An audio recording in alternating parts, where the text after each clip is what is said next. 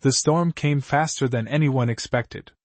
One moment, the evening air was still, heavy with that quiet, almost suffocating calm, and the next, the sky tore open. Rain crashed down in thick sheets, drumming against rooftops, pavement, and anything caught unprepared beneath it. The wind followed, sharp and restless, pushing everything sideways, as if the world itself had lost balance. I had been walking home, taking the longer route without thinking much of it. Maybe I just needed the silence. Maybe I didn't want to go back just yet. But now, soaked within seconds and blinded by the rain, I realized I had miscalculated badly. Thunder rolled above me, deep, unsettling, close. That's when I saw the house. It stood slightly apart from the others, its warm light glowing through tall windows like a quiet invitation. I hesitated for only a moment. Something about it felt still, untouched by the chaos outside. Another crack of thunder decided for me. I ran to the door and knocked, trying to steady my breath, water dripping from my hair, my sleeves clinging uncomfortably to my skin. For a second, nothing happened. Just the storm behind me, loud and relentless. Then the door opened. She stood there, composed, almost impossibly so given the weather raging just beyond her doorstep. Her presence didn't feel surprising, it felt certain, like she belonged exactly where she was. She wore a simple, elegant outfit, nothing extravagant, but everything about it carried quiet intention. Her hair framed her face softly, and her expression was calm, though her eyes held something sharper. Observant. They lingered on me for just a moment longer than necessary. "You should come in," she said, her voice steady, low enough to contrast the storm. I stepped inside, grateful but suddenly aware of myself, the water, the awkwardness, the intrusion. The warmth hit me first, wrapping around me in a way that felt almost disarming. The scent followed, something soft, like sandalwood mixed with fresh tea. The door closed behind me, muting the storm to a distant echo. For a second, neither of us spoke. I noticed the room, neat, thoughtfully arranged, every object in its place. It didn't feel staged, just lived in with care. A quiet kind of order. "You're soaked," she said, not as a question. I gave a small, almost embarrassed smile. "Yeah. I didn't see it coming." A faint curve touched her lips, not quite amusement, not quite sympathy. "Most people don't." She gestured toward a chair near the window. "Sit. I'll get you something warm." As I moved further into the room, I couldn't shake the feeling settling in my chest. It wasn't just relief from the storm. It was something else. Something quieter. Heavier. And when I glanced back, just briefly, I caught her watching me again. Not openly. Not boldly. But with a kind of attention that made it feel like, somehow, this moment had been waiting to happen. By the time she returned, I had managed to settle, at least outwardly. I sat where she had asked, near the window, watching the rain trace uneven paths down the glass. The storm hadn't slowed. If anything, it felt heavier now, like it had decided to stay a while. The distant rumble of thunder filled the quiet spaces between thoughts. She placed a cup of tea in front of me, the faint curl of steam rising between us. "Careful," she said softly. "It's still hot." "Thank you," I replied, wrapping my hands around the cup. The warmth seeped into my fingers, grounding me in a way I hadn't realized I needed. For a moment, we just sat there, two people sharing a space that, minutes ago, had belonged entirely to her. Then, slowly, conversation began. It started simply. Where I was from. What I did. The kind of things people say when they're still deciding how much of themselves to reveal. Her voice remained calm, measured, but never distant. She listened, not just politely, but attentively, as if every word I said had weight. And that wasn't something I was used to. "What made you take this route tonight?" she asked at one point, tilting her head slightly. I hesitated. "I guess I didn't feel like going straight home." She didn't respond immediately. Instead, she held my gaze just long enough to make me aware of the silence, not uncomfortable, but intentional. "Sometimes," she said quietly, We walk longer paths when we're trying to avoid something. The words weren't heavy, but they landed deeper than expected. I looked down at the tea, watching the surface ripple slightly as my grip shifted. Maybe. Another small pause. But this one felt different. The distance between us had started to change, not physically yet, but something in the air had shifted. It wasn't just about a storm anymore. It was about being seen, more than I had planned for. She moved then, subtly. Not closer in an obvious way, just enough to sit across from me rather than at a distance. The room suddenly felt smaller, or maybe just more focused. "Your sleeve," she said. I glanced down, confused for a second before realizing the cuff was still damp, clinging uncomfortably to my wrist. Without asking, she reached out. Her fingers brushed lightly against my skin as she adjusted the fabric, rolling it back just slightly. It was a simple gesture.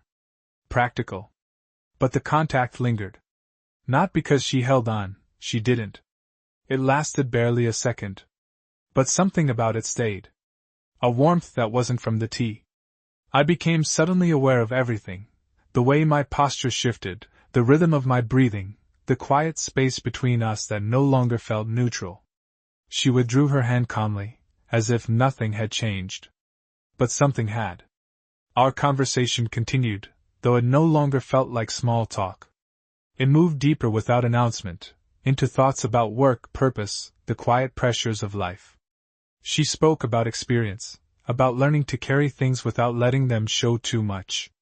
I found myself opening up more than I expected.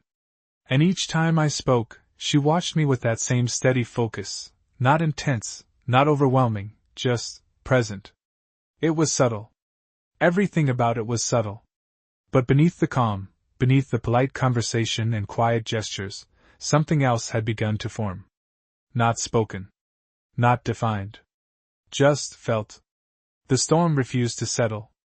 If anything, it grew louder, wind pressing hard against the windows, rain striking the glass in restless bursts. The room flickered briefly as the lights dimmed, then steadied again, casting a softer glow across everything. It should have felt unsettling. But inside, there was a strange kind of calm. Somewhere between the quiet conversation and the steady rhythm of the rain, the tension had shifted into something more delicate, more aware. She stood first. "I think the window isn't fully latched," she said, her tone casual, though her eyes flickered toward it with quiet intention. Before I could respond, she moved closer, not just toward the window, but toward me. I realized too late that I was sitting directly in her path. Instinctively, I started to rise. "It's okay," she murmured gently. "You don't have to move." But I did, just enough to give her space. Or at least I tried to. The space between us narrowed instead. We ended up standing closer than expected, both caught in that small moment where movement becomes uncertain. She reached past me, her arm brushing lightly against mine as she secured the latch. A simple action. But the closeness made it feel like something else entirely. I could feel the warmth of her presence now, not distant, not imagined, but real. The faint scent of her perfume lingered, soft and grounding. My breath slowed without me realizing it. When she turned back toward me, we didn't step away. Not immediately. There was a pause, quiet, unspoken, but full of awareness. "You're still tense," she said, her voice lower now, more personal. Not teasing. Not critical. Just observant. I let out a small breath, almost a quiet laugh. "I guess. I'm not used to this." "To what?" The question was simple, but it held something underneath. I searched for the right words, but they didn't come easily. "Being here, I guess. With someone I don't really know." Her gaze softened slightly, though her posture remained steady, confident, grounded in a way that made it hard to look away. "And yet," she said, "you stayed." I didn't answer. Because she was right. I could have left earlier, before the storm got worse, before things felt different. But I hadn't. And standing there now, close enough to notice the smallest details, the quiet rise and fall of her breath, the calm steadiness in her expression, I wasn't sure I wanted to. The lights flickered again. This time, they dimmed longer before returning. Instinctively, my focus shifted, just for a second. But she didn't move. When my attention returned to her, I realized how still she had been, how composed, even in the shifting light and sound. There was something quietly powerful in that stillness. Not controlling. Not overwhelming. Just certain. We moved back toward the seating area after that, but the distance we created didn't undo what had already changed. This time, we didn't sit across from each other. She chose the space beside me. Close, not touching, but near enough that I was aware of it. A quiet, steady presence at my side. Conversation continued, but it felt different now. Slower. More deliberate. Each pause carried weight. Each glance lingered just a fraction longer than before. And I noticed things I hadn't earlier. The way her voice softened when she spoke about certain memories. The slight tension in her hands when she fell quiet. The calm confidence she carried, and the faint vulnerability just beneath it. I found myself drawn to both. Not just the strength, but the parts she didn't immediately show. And sitting there, with the storm still echoing outside and the warmth of the room holding steady around us, I realized something I hadn't expected. This wasn't just a moment of shelter anymore. It was becoming something harder to define. Something quieter.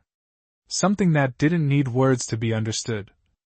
But was impossible to ignore. The storm reached its peak without warning.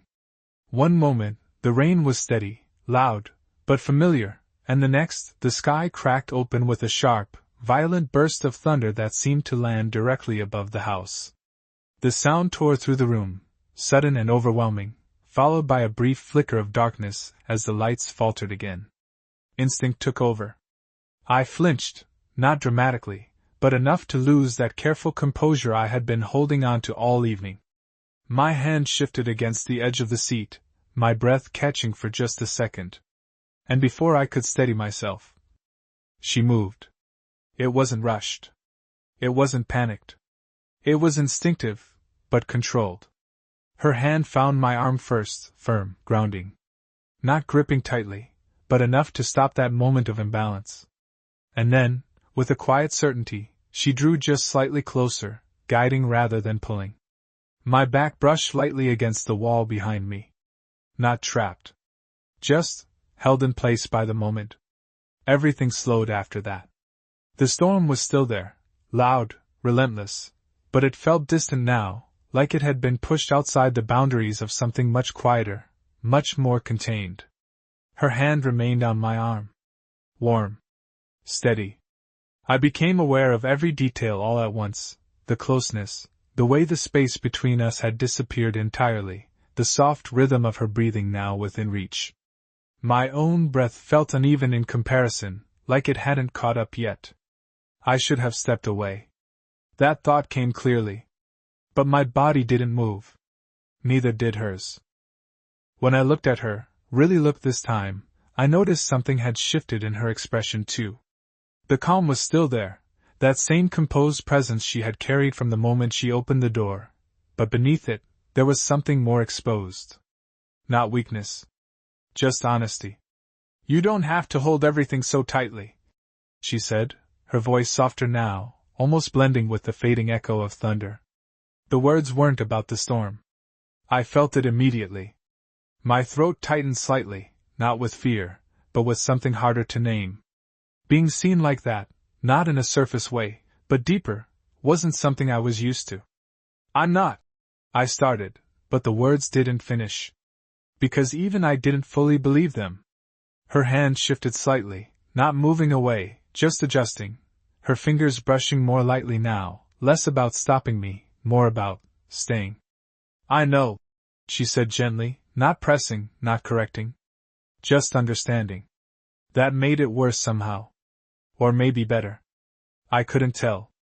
The silence that followed stretched between us, but it wasn't empty. It was full, of unspoken thoughts, of awareness, of something that had been building slowly all night, and had finally found its way to the surface. We were too close. Close enough that I could see the smallest changes in her expression. close enough that stepping away would feel like breaking something fragile. But neither of us crossed that final line. Instead, we stayed there, suspended in that quiet, breath-filled pause where everything feels possible, but nothing is forced. Her hand eventually loosened, though it didn't disappear immediately. And when it finally did, the absence of it felt just as noticeable as the touch itself. We both stepped back, almost at the same time. Not abruptly. Not awkwardly. Just enough to breathe again. But something had already changed. Not dramatically. Not in a way that could be easily explained. Just enough. Enough that the room didn't feel the same anymore. Enough that the silence between us now carried meaning. And enough that neither of us could pretend. This was still just about a storm. We didn't return to where we had been. Even after stepping back, even after that brief attempt to reclaim space, something invisible had shifted too deeply to undo. The room felt quieter now, not because the storm had weakened, but because our attention had turned inward, towards something far more fragile. She moved first. Not away, not toward the door, just a small step back toward the seating area, her fingers brushing lightly against the edge of the table as if grounding herself. I followed a moment later, slower this time, more aware of every movement. We sat again. Close, but not as close as before. A careful distance. The kind people create when they're trying to understand something they're not ready to name. For a while neither of us spoke. The silence wasn't empty. It held everything that had just happened, the closeness, the pause, the way either of us had pulled away when we could have. I stared at my hands for a moment, trying to gather my thoughts, but they felt scattered.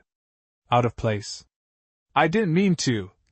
I started, though I wasn't entirely sure what I was apologizing for. She shook her head gently before I could finish. There's nothing to explain, she said, her voice calm, but softer than before. That should have made it easier. It didn't. Because now the weight of it had nowhere to go. I exhaled slowly, leaning back slightly. It just felt different. Her eyes lifted to meet mine again, steady, searching. Yes, she said quietly. It did. No hesitation. No denial. Just truth. That honesty settled between us, heavy but not uncomfortable. It didn't demand anything, it just existed. And somehow, that made it more real. She looked away briefly, her gaze drifting toward the rain-streaked window. The storm had softened, just slightly, the thunder more distant now, the rain less aggressive. When you spend enough time alone, she said after a moment, her voice thoughtful, you learn how to carry it well. You make it look effortless. There was no bitterness in her tone. Just reflection. But it doesn't mean it's not there. I listened, not interrupting this time. Because I understood more than I expected to. I think I've been doing the opposite, I admitted quietly. Pretending I have everything figured out when I don't. A faint smile touched her lips, small, but real. That's not unusual, she said. It just takes longer for some people to admit it. I let out a quiet breath, something in my chest loosening. For the first time that night, the tension wasn't about closeness or uncertainty. It was about being understood. The kind that doesn't need explanation. Her hand moved then, slow, unhurried, reaching toward me again. This time, there was no hesitation in the gesture. She didn't stop midway or second-guess it. Her fingers brushed lightly against my hair, just near my temple, smoothing back a strand that had fallen forward. The touch was gentle. Not charged like before. Not uncertain. Just caring. I didn't move. Didn't pull away. My eyes closed briefly, not out of discomfort, but because something about it felt grounding in a way I hadn't expected. Safe. When I opened them again, she had already withdrawn her hand, returning it to her lap as if it had always belonged there. But the feeling remained. We didn't rush to fill the silence after that. We let it exist. Because now it wasn't something to avoid. It was something we were both quietly sharing. And in that quiet, something unspoken finally became clear. This wasn't just a moment of tension. It wasn't just proximity or circumstance. It was connection. Real, undeniable. And impossible to ignore anymore. The storm had begun to fade. The rain softened to a gentle patter, the thunder reduced to a distant rumble. Outside, the world seemed calmer, almost innocent, as if the storm had never existed. Inside, however, the room felt heavier, dense with everything left unsaid and the unspoken emotions that had quietly grown between us. We both noticed the subtle shift. Where once the closeness had been thrilling, it now carried the weight of reality. The warmth of her presence, once comforting, had become a gentle pressure, a reminder of the boundary either of us could cross without consequence. She stood first, moving toward the window to check the last few raindrops racing down the glass. The motion was casual, but I could feel the energy in the room change. My gaze followed her, not intentionally, but because I couldn't help myself. She moved with a natural confidence, a grace that made every small gesture meaningful. "It's almost done," she said softly, more to herself than to me. I wanted to say something, anything, but the words lodged stubbornly in my throat. I was aware, suddenly, of everything, the age gap, the unspoken complexities of this connection, the world outside that would never understand what had passed between us in these hours. And yet, I couldn't bring myself to leave immediately either. She turned toward me then, her eyes catching mine. For a moment, the gentle light of the room highlighted the softness in her face, a vulnerability she rarely let others see. "Moments like these," she said slowly, "feel right, even if they don't fit anywhere outside them." Her words struck me. They were quiet, measured, yet they carried a weight that lingered in the air. I nodded slowly, understanding exactly what she meant. Some connections defy explanation, defy convenience, and yet leave marks on your heart that stay long after the moment has passed. I shifted slightly, unsure of how close I could stand without overstepping, and she noticed. She didn't step away, but the small adjustment in her stance spoke volumes. It was careful, measured, protective, of herself, of me, and of the fragile bond forming in the quiet aftermath of the storm. "You'll have to leave soon," she added, her tone gentle but unyielding. "Yes," I said quietly, though my chest felt tight. "I know." We both paused, aware that this was the point where decisions mattered. The connection that had formed between us was undeniable, but so were the boundaries imposed by life, circumstance, and social expectation. We could hold on to the closeness we felt, or we could respect the distance the world demanded. She began, then stopped, letting the words fall unspoken. I stepped a fraction closer, though carefully, feeling the quiet pull of the night linger between us. "I don't want to go," I admitted softly. Her eyes softened, and for a fleeting moment, the unspoken truth hovered between us, the desire to stay, to explore the bond we had discovered, to ignore the outside world. But we both knew that desire alone could not dictate reality. Instead, she extended a hand, not for intimacy, not for contact, but as a bridge between the closeness we shared and the space we needed to honor. I grasped it lightly, feeling the warmth, the reassurance, the acknowledgement of something too significant to discard but too complicated to claim. And then she let go. We stood there together, separated by only a breath, yet the distance felt necessary. The storm had passed. The choice had been made. We would leave that room changed, connected, aware, and carrying something neither time nor circumstance could erase. Morning arrived quietly, the kind of soft, pale light that slips into a room without demanding attention. The storm was gone entirely, leaving behind only the faint scent of wet earth and the distant, rhythmic drip of rain from the eaves. Outside, the world had returned to its usual rhythm, indifferent to the intensity of the night we had shared. Inside, however, the room still held the echoes of something far more significant. I moved slowly, gathering my belongings. The warmth of the room contrasted sharply with the cool air brushing against my damp clothes. Every step toward the door felt heavier than it should, as if each movement carried the weight of the night's unspoken emotions. The closeness, the vulnerability, the tension, it hadn't vanished with the dawn. It lingered in the air like a delicate fragrance, impossible to ignore. She was sitting near the window, hands folded loosely in her lap, staring out at the softened world. The morning light caught her hair, giving it a subtle glow, and her expression was calm, thoughtful, almost serene. But I could see it, the quiet acknowledgement of everything that had passed between us. I hesitated at the doorway. My hand lingered on the knob, unsure whether to open it and leave or to remain a moment longer, to let the connection hold me a little longer. She turned her head, catching my hesitation, and for a second, the world narrowed to just the two of us. She stood slowly, moving toward me. There was no rush, no overt dramatics, just the quiet certainty of someone who understood the fragility of a shared moment. Her hand reached out, not to pull me closer, not to demand contact, but to offer a silent acknowledgement. I took it gently, feeling the warmth, the firmness, and the reassurance in that simple gesture. "Some connections," she said softly, her voice low, carrying a weight that matched the quiet of the room, "aren't meant to be held onto in the way we might want. But they change us. And that's enough." I nodded, the words resonating deep inside me. They were true. I had felt it, the closeness, the understanding, the intensity. And even though we couldn't claim it as something permanent, it had left its mark. For a moment, we just stood there, hands still lightly touching, either of us needing more.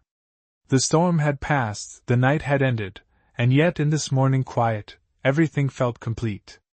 There was no need for grand gestures, no need for promises that reality might not allow.